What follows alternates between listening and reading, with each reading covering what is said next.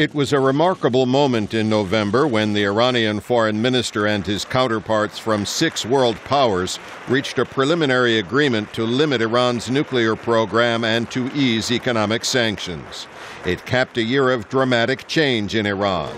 Just a year ago, then-President Mahmoud Ahmadinejad was still engaging in his harsh rhetoric against the West and refusing to hold substantive talks on the nuclear program as mismanagement and economic sanctions crippled Iran's economy.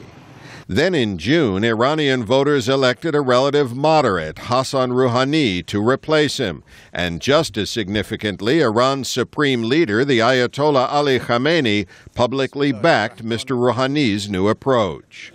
All that culminated in the nuclear accord in Geneva in November. Well, I do see it as a dramatic difference, but I caution that we shouldn't overestimate what's going on. Speaking via Skype, retired U.S. diplomat Richard LeBaron, now at the Atlantic Council. So I think 2014 will be the key year in determining whether Iran is on a strategic change of course.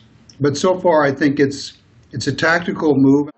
LeBaron predicts a resumption of the internal struggle between hardliners and moderates as Iran is called on to make more concessions to reach a long-term nuclear accord.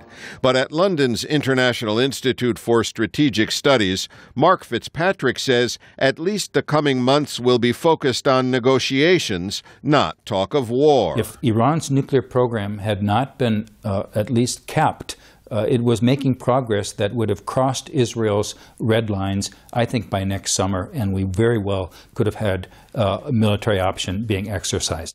Fitzpatrick and LeBaron both doubt Iranian leaders' assurances that they have no interest in building a nuclear weapon.